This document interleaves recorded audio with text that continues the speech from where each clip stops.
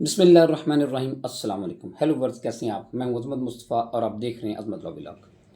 आज जो हमारा टॉपिक है जी, पेंशन के हवाले से है। पेंशन के हवाले से हमारा टॉपिक ये है कि अगर कोई मुलाज़म दौरान मुलाजमत अपनी मुलाजमत से इस्तीफ़ा दे देता है तो इस्तीफ़ा देने के बाद वो मुलाज़म जो है वो पेंशन लेने का हकदार होता है। आज का सवाल है ये। अच्छा जी, इस सवाल को हम डिस्कस करेंगे। सुप्रीम कोर्ट ने एक लेटेस्ट जो है एक फ़ैसला दिया है, इस हवाले से आज हम उसको इन डिटेल डिस्कस करेंगे और इस टॉपिक को हम उस सुप्रीम कोर्ट के फ़ैसले के हवाले से देखेंगे।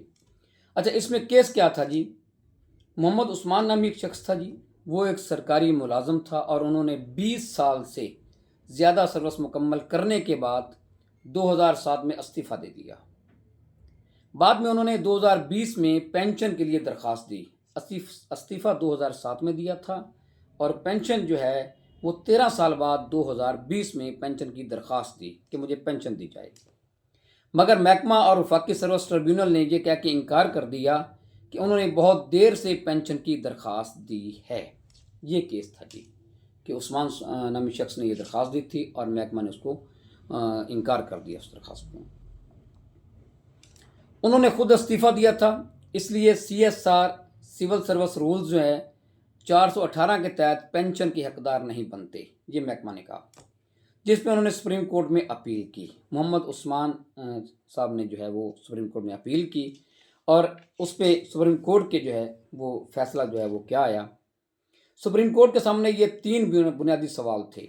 अच्छा जी, पेंशन के हवाले से ये 3 सवाल जो सुप्रीम कोर्ट ने डिस्कस किए हैं, वो काफ़ी सारे मुलाजमीन ऐसे हैं जिनको इन सवालात का सामना करना पड़ सकता है या ऐसे हालात आ सकते हैं, वो ज़रा गौर से सुनिएगा। सवालात क्या थे जी? क्या इस्तीफ़ा देने के बाद भी पेंशन मिल सकती है? नंबर 1 पहला ये सवाल था। नंबर 2, क्या ताख़ीर से दरख्वास्त देने पर पेंशन ख़त्म हो जाती है?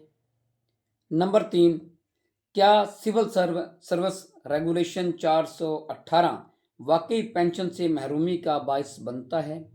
ये 3 सवाल जो हैं ये सुप्रीम कोर्ट के सामने आए और उसका जवाब जो है और उसमें सुप्रीम कोर्ट में क्या जवाब उसमें फैसला दिया वो आपके सामने रखते हैं। नंबर 1 जो है जी कि पेंशन कोई खैरात नहीं बल्कि बुनियादी हक है। अदालत ने वाज़ेह अल्फाज में कहा, पेंशन हुकूमत की तरफ से कोई मेहरबानी नहीं बल्कि मुलाजम का आइनी और कानूनी हक है जो वो अपनी तवील और दयानतदार और मुसलसल सर्विस के ज़रिए कमाता है। इसलिए किसी शख्स को बगैर वाज़े कानून के पेंशन से महरूम नहीं किया जा सकता। अब ये पेंशन के हवाले से सुप्रीम कोर्ट का बड़ा वाज़े जो है ये एक मौक़िफ़ है, सुप्रीम कोर्ट का फैसला है और उन्होंने वाज़े तौर पे पेंशन के हवाले से ये वज़ाहत की है कि पेंशन जो है वो किसी पे एहसान नहीं करना होता, ये किसी भी मुलाज़म का हक होता है और महकमा पाबंद है तो वह मुलाज़म को पेंशन दे। अच्छा जी, ये जो पहली बात थी कि क्या इस्तीफ़ा देने पे पेंशन से महरूम रखा जा सकता है, उस पर सुप्रीम कोर्ट ने एक वाज़ेह जो है फैसला दे दिया कि किसी शख्स को भी वो जो अगर वो इस्तीफ़ा भी दे देता है तो उसको पेंशन से महरूम नहीं रखा जा सकता। दूसरा सवाल क्या था जी? ताख़ीर से दरख्वास्त देने पर पेंशन ख़त्म नहीं होती। अदालत ने कहा, कानून में कहीं नहीं लिखा कि अगर कोई शख्स देर से पेंशन मांगे तो उसका हक ख़त्म हो जाएगा।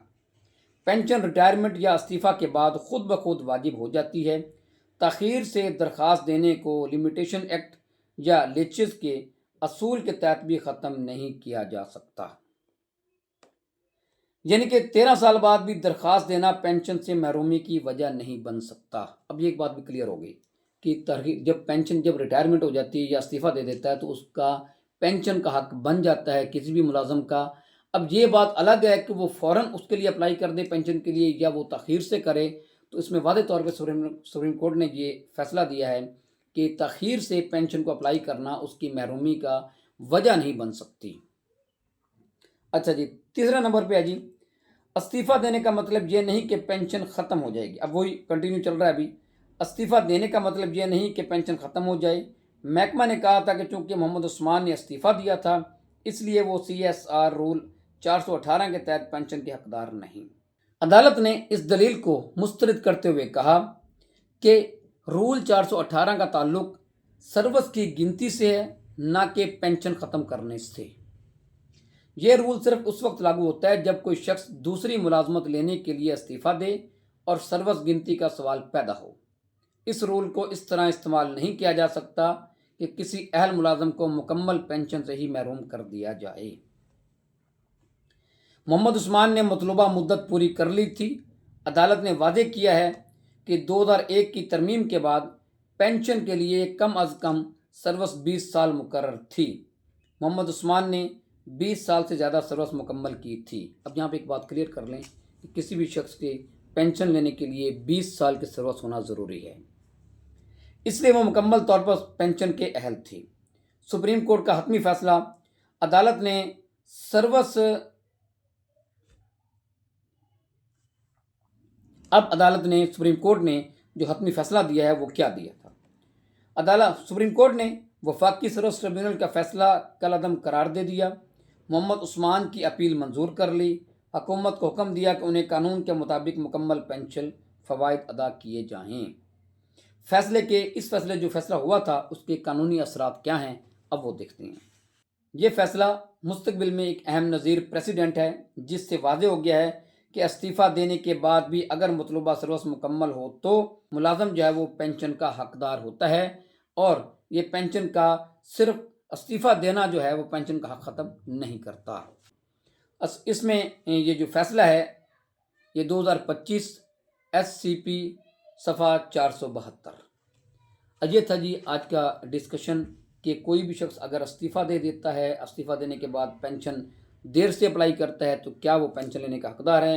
اس پہ ہم نے سپریم کورٹ کے فیصلے کے حوالے سے بڑا اہم ڈیٹیل سے جو ہے وہ ڈسکس کیا۔